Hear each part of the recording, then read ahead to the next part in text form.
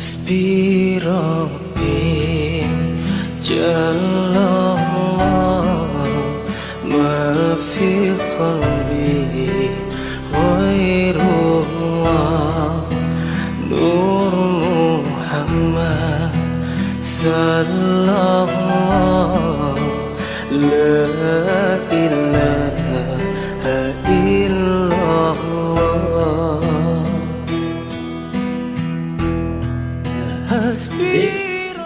Nah, biasanya semacam itu. Jadi ketika Abu Hurairah melihat di Masjid Nabawi itu sudah berkurang jamaahnya, pergilah Abu Hurairah mencari tempat yang paling ramai. Dicari oleh Abu Hurairah tempat paling ramai kira-kira di kota Madinah di mana? Ternyata sama buat lewat kita. Di mana? Di pasar. Karena saat itu cuma ada tempat rumah, masjid, pasar. Jadi pilihan kalau terbaik di masjid, yang kurang baik di pasar.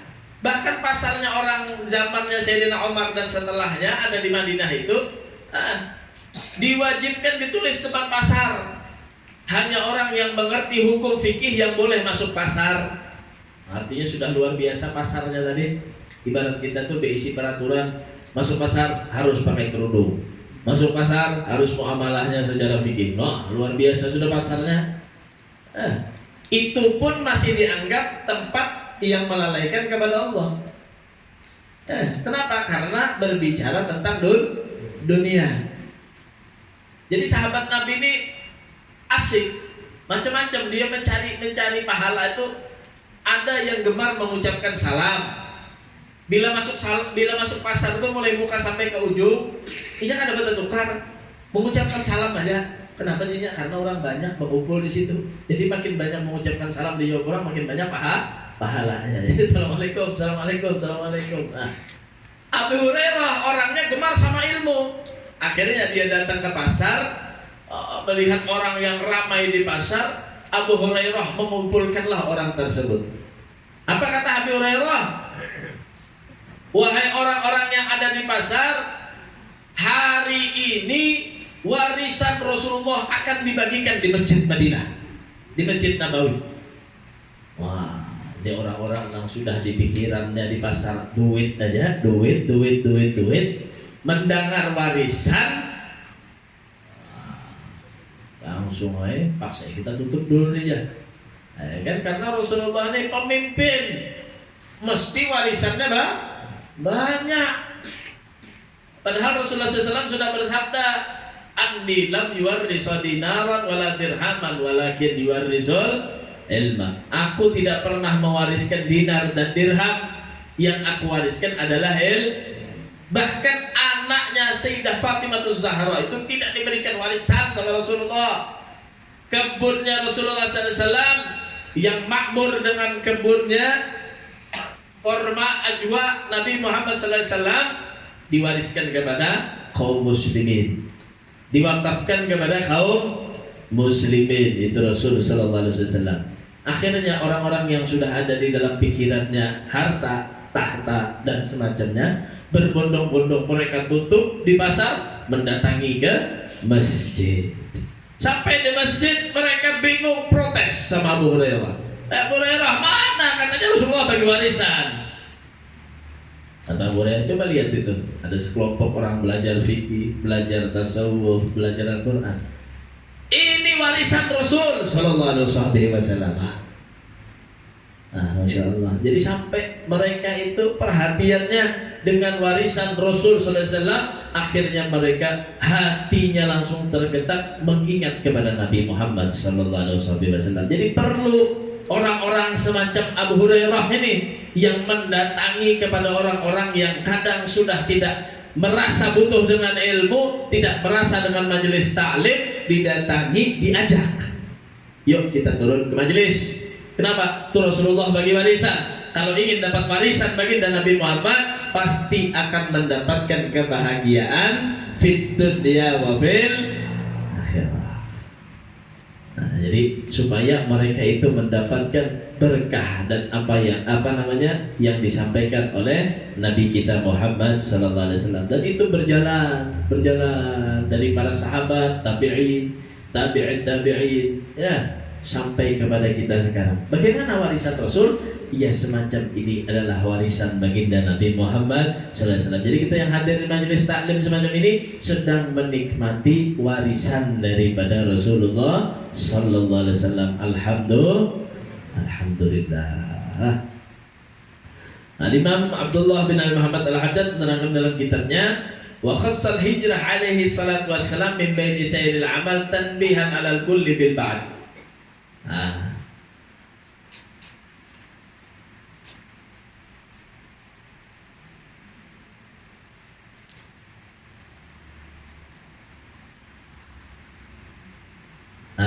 Jadi yang dimaksud daripada hadis Nabi Muhammad sallallahu alaihi wasallam, innamal a'malu binniyat wa innamal likulli imri'in ma nawa, faman kanat hijratuhu ilallah wa rasulih fa hijratuhu ilallah wa rasulih. Siapa yang hijrah karena Allah maka dia akan mendapatkan pahala dari Allah. Siapa yang hijrah karena dunia dia dapatkan cuma dunia. Ujar Habib Abdul Haddad bahwasanya hijrah hadis ini adalah hijrah dengan amal yang dimaksud. Mungkin dalam hadis itu hijrah dari satu daerah kepada daerah yang lain. Yang dimaksud dalam hadis ini lebih kepada hijrah dengan amal kita. Hijrah dengan amal kita. Kita yang sebelumnya tidak gemar hadir majelis, yuk hijrah untuk gemar majelis. Kita yang sebelumnya gak gemar sholat berjamaah, yuk hijrah untuk gemar sholat berjamaah. Kita yang sebelumnya gak gemar mengaji Al-Quran, yuk hijrah untuk mengaji Al-Quran. Jadi yang dimaksud dengan hadis tersebut, kata Abdul Haddad, adalah hijrah dengan amal. Annal ikhbar laisa khasan bil hijrah bal huwa 'am fi jami' syara'il Islam.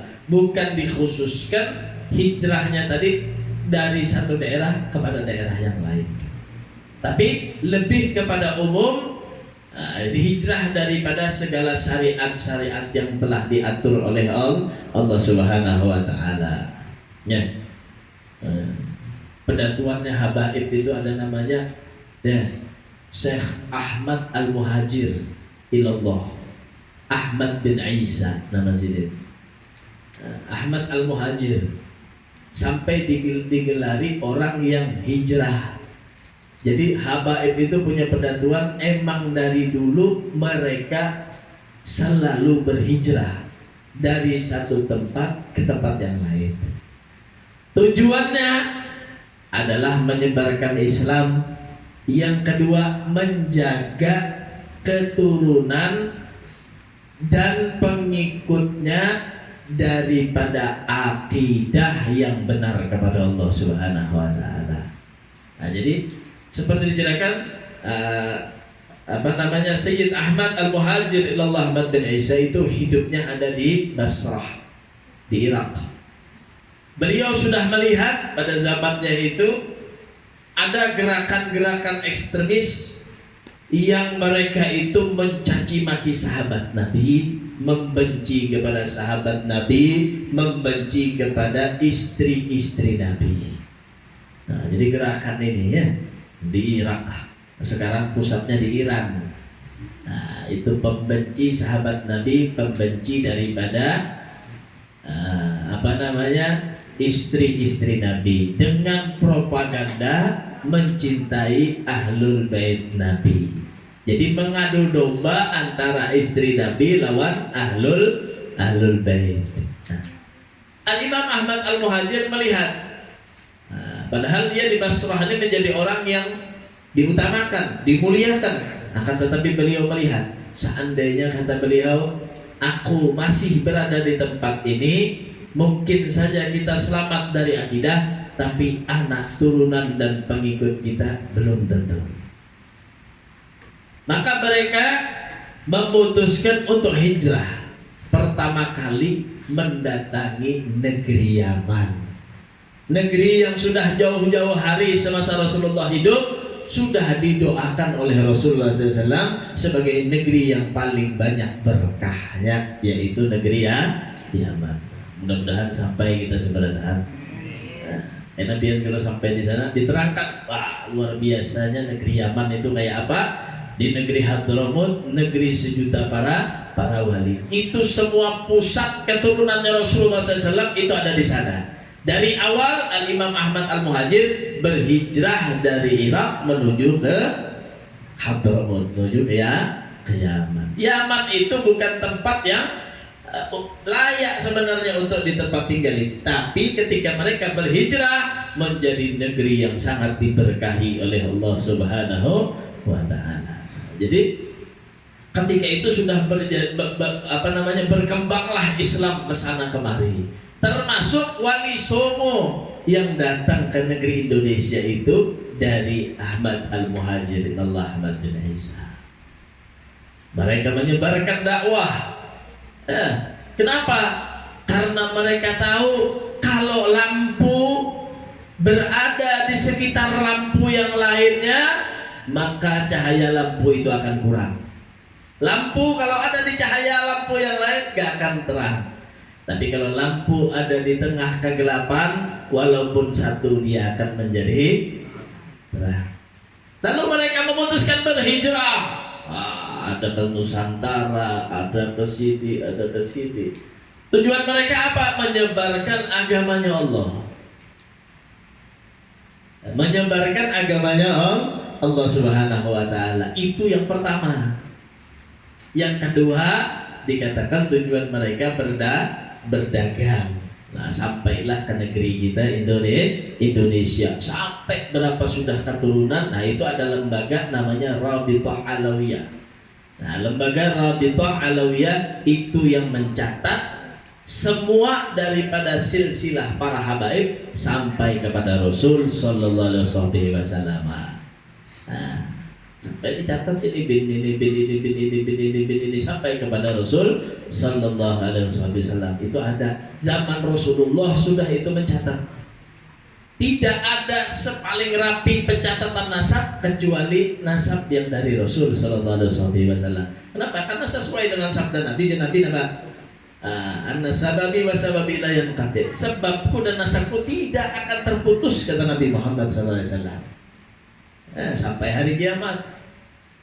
Makanya tradisi tawassul, al-fatih ila arwahi ila arwahi ila arwahi ila arwahi, itu tradisinya para habaib. Mereka tidak pernah melupakan jasa-jasa daripada orang tua mereka yang soleh. Bahkan cerita riwayat hidupnya mereka hafal semua. Manakib itu awal mulanya ada manakib itu adalah dari habaib. Mereka tidak pernah melupakan. Sebagaimana kita lihat di Al-Quran, Allah Subhanahu wa Ta'ala mencontohkan orang-orang yang soleh, dibikin ceritanya supaya orang yang setelahnya bisa meniru kepada mereka. Bahkan dengan mempelajarinya saja, membaca saja, belum mengikuti, sudah mendapatkan rahmat dan keberkahan dari Allah Subhanahu wa Ta'ala. Nah, jadi itulah keberkahan mereka. Nah, itu makna sebenar-benarnya hijrah. Kalau kita melihat daerah kita ini kurang pas, kurang baik untuk kita tadi itu mengembangkan ibadah kita, coba kita hijrah. Cari tempat yang sekiranya kita itu tambah lebih baik. Kalau misalkan di dalam tiap hari kita ini memiliki teman kita yang kurang pas, hijrah, coba cari teman yang lebih baik. Kalau kita merasa daripada keseharian kita apapun kurang kepada Allah Subhanahu wa Ta'ala, sholawatnya kurang, coba kita hijrah. Pertama, hijrah dengan tempat. Yang kedua, hijrah dengan teman. Cari teman duduknya kita. Kenapa? Karena agama kita, kata Rasulullah SAW, tergantung dengan tempat duduknya kita. Kita melihati agamanya orang itu, taatnya kepada Allah, cari kumpulannya. Bila kumpulannya lawan orang yang soleh, ketujuh duduknya berarti orang soleh juga. Bila ketujuh duduknya lawan orang yang kada benar, walaupun pakai kopiah, pakai sarung, pakai jubah. Jadi tergantung dengan tempat duduknya.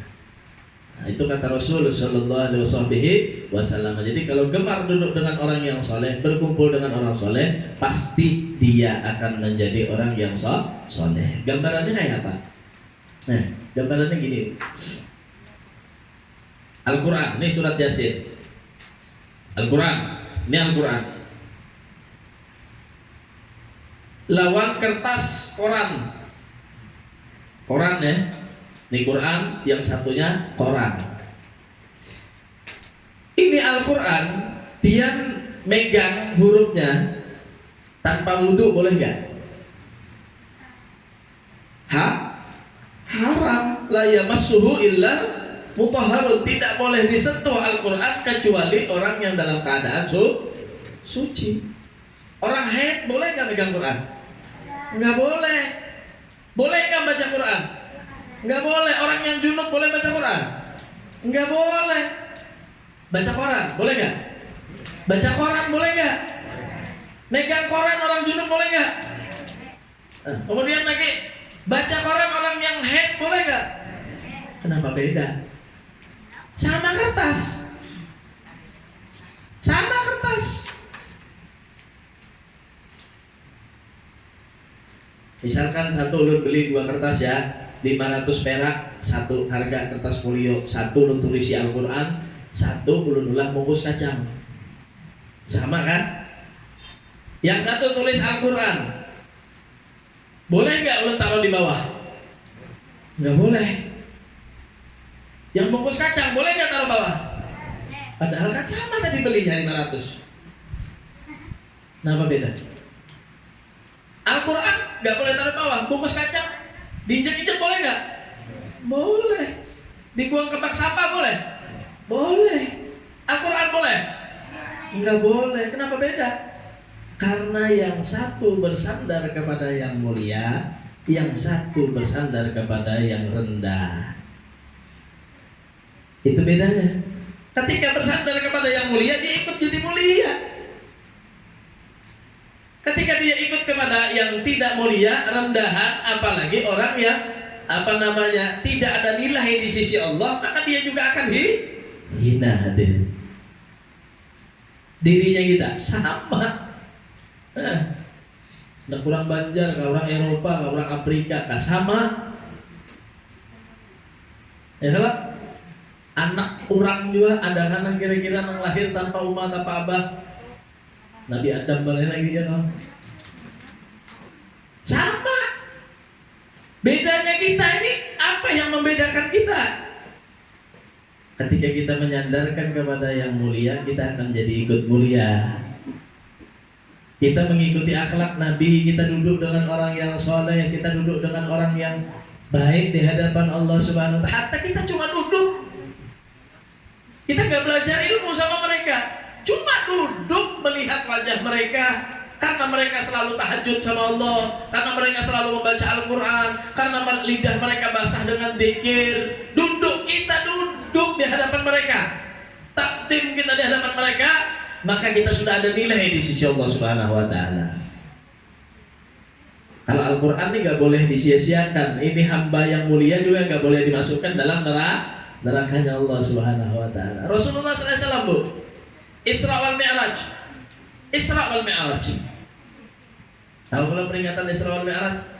Kayak apa ceritanya? Rasulullah sampai Sidratul Muntaha, naik Rasulullah sampai ila hadratillah, bertemu kepada Allah Subhanahu wa Ta'ala. Ketika sudah sampai di Sidratul Muntaha, malaikat Jibril yang sedari awal mulai Masjidil Haram ke Masjidil Aqsa sampai melakukan melihat ini macam-macam semuanya, sampai naik ke langit pertama, 2, 3 semuanya, sampai Sidratul Muntaha, malaikat Jibril nyerah. Apa kata malaikat Jibril? Wahai Rasulullah, ini batasan untuk saya dan semua makhluknya Allah. Ini batasan dari Sidratul Muntaha. Nggak bisa naik lagi, wahai Rasulullah. Habis. Nah, kata Rasulullah, ya sudah, ahlan wa sahlan. Berarti ini sudah tugasku kepada Allah, karena Rasulullah diundang sama Allah Subhanahu wa Ta'ala.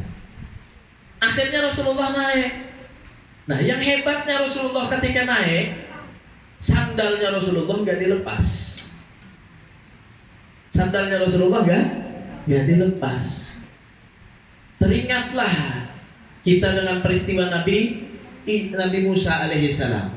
Nabi Musa itu punya gelar Kalimullah, orang yang bisa bercakap-cakap dengan Allah. Itu Nabi Musa, Kalimullah.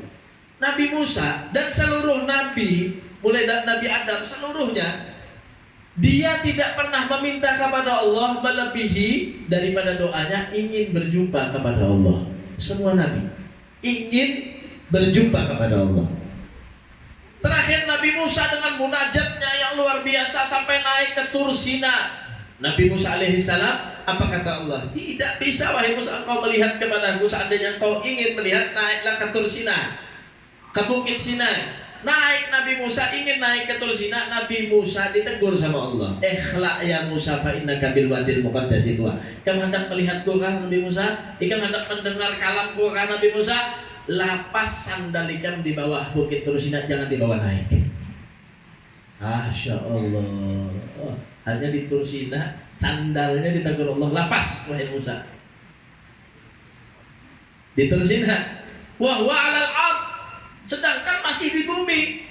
Rasulullah wa huwa 'alas sama, Rasulullah sudah di atas langit. Sampai batasan Sidratil Muntaha, Rasulullah melewati batasan tersebut, sandal Rasulullah dibawa. Nabi Musa di Tur Sina, sandalnya nggak boleh naik, padahal kita naik ke atas bukit. Maka dari itu kita kalau naik ke tempat yang mulia, sandalnya kan dicopot. Kamu sholat ke masjid, boleh nggak masuk pakai sandal? Nggak boleh, karena mulia, ingin bertemu kepada Allah. Nah beda lagi orang yang lain agamanya sama kita, dia masuk ke tempat ibadahnya pakai sandal, pakai apa aja terserah. Kalau kita diajarkan ya, dari Rasulullah SAW diajarkan untuk ketika di tempat mulia copot sandalnya. Nabi Muhammad naik Sidratul Muntaha nggak ditegur sama Allah, sandalnya dibawa sama Rasulullah SAW. Nah, malaikat Jibril gurunya para malaikat. Jadi malaikat itu gurunya malaikat Jibril. Nggak bisa lewat batasan. Sandal Nabi bisa lewat batasan.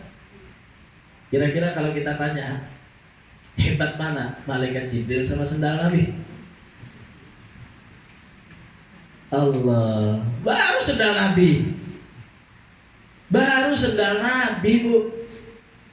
Bagaimana darah yang selalu bersambung dengan Nabi Muhammad SAW? Zuriatnya baginda Nabi Muhammad, Ahlul Bait Rasulullah SAW. Sandal Nabi aja gak disuruh Allah bisa. Apalagi hatinya kita dita'alluq sama Rasulullah, sambungkan dengan sholawat kita kepada Rasulullah SAW. Insya Allah kita bertemu lawan Allah SWT, kada diizinkan berpisah lawan Rasulullah SAW. Apalagi Rasulullah apa? Ummati, ummati, ummati. Gak mau Rasulullah masuk surga kecuali umatnya sudah kumpul bersama-sama masuk surga bersama Rasulullah sallallahu alaihi wa alihi wa sahbihi wasallam. Nah, jadi ketika kita mengikuti yang mulia, pasti kita akan dimuliakan oleh Allah. Nah, ketika mengikuti yang mulia, kita akan, walaupun sekedar kita menatap, duduk, hadir di majelis, ulunnya bebek tapi paham kata pendapatan juga di majelis nih. Maka bilangnya duduk di majelis tuh hendak kuring aja. Karena apa? Datang dulu, niat datang, duduk, itu sudah mendapatkan keberkahan. Cuma jangan mulai rumah berniat hendak kuring. Masya Allah. Nah, mudah-mudahan kita seberatan mendapatkan keberkahan di hadapan majelis. Jadi hijrah mulai sekarang. Apa yang kurang baik dari kita perbaiki. Ya. Summa aqulu alam ayyuhal murid talib. Kemudian beliau mengatakan di permulaan kitabnya, kata beliau, ketahuilah wahai orang-orang yang sedang menuntut daripada pelajaran, orang-orang yang menuntut daripada jalan ridhonya Allah Subhanahu wa taala, annaka hina sa'altani an abata ilaika bi syai'in min al-kalam al-mansub ilayya lam yahdurni minhu ma arahu munasiban lima anta bisabilih. Apa kata Habib Abdullah? Sesungguhnya ketika engkau meminta kepadaku bahwa aku membicarakan satu perkataan yang sekiranya aku akan memunasabahkan kepada jalannya, waqad ra'aitu an uqayyida fusulan wajidah. Kata beliau, sebenarnya aku ini nggak bisa. Ketika engkau datang, tawaduknya Habib Abdullah. Di sini seandainya kami meminta untuk minta nasihati untuk dapat berjalan di jalan ridhanya Allah, aku ini nggak sanggup di sini sebenarnya memberikan nasihat itu. Akan tetapi di sini aku berupaya untuk memberikan satu catatan kecilku yang aku sudah berjalan di catatan tersebut. Jadi beliau ini sudah menjalani, ibarat kita tuh jalan ke Martapura tuh hafal sudah. Jadi bila memadahi urat ke Martapura, jalan sini, jalan sini, jalan sini, jalan sini. Jadi aku cuma ada sedikit daripada jalanku yang insya Allah sudah sampai kepada Allah Subhanahu Wa Taala. Aku tuangkan di dalam kitab Adab Sulukil Murid ini agar kalian semua juga dapat mengambil daripada keberkahan, dapat mengambil jalan yang sebagaimana jalan daripada kakek-kakekku, datuk-datukku sampai kepada Rasul, sampai kepada Allah Subhanahu Wa Taala. Jadi mulai sekarang kita belajar kitab ini sampai tali mata rantai kita dari Habib Abdullah Al-Haddad sampai kepada Rasul Sallallahu Alaihi Wasallam. Jalannya ada berbeda. Jalannya sama, cuma tergantung kita mau berjalan nggak ada. Jalannya sudah ada, sekarang tinggal kita aja lagi untuk berjalan, untuk menjalani. Nah, insya Allah kalau selama kita mau berjalan, walaupun pelan-pelan akan sampai. Seandainya pun tidak sampai, yang penting kita sudah berjalan di jalan orang-orang yang mendapatkan ridha dari Allah Subhanahu Wa Taala. Wallahu as'al an yanfa'uni wa iyyaka wa isal ikhwan bima yuridu alayya. Semoga Allah Subhanahu Wa Taala memberikan manfaat kata beliau kepadaku dan kepada semua teman-temanku, kepada kaum muslimin wal muslimat bima yuridu alayya, dengan apa jalan yang sudah sama-sama kita jalani, wa yusiluhu, dan akan menyampaikannya ilayya kepadaku, mimma hunalika fahuwa hasbi wa ni'mal wakil. Dialah pelindungku dan dialah sebaik-baik wakil. Jadi hari ini sudah penisbatan kita sama jalan kita dengan jalannya Habib Abdullah bin Alawi bin Muhammad Al-Haddad.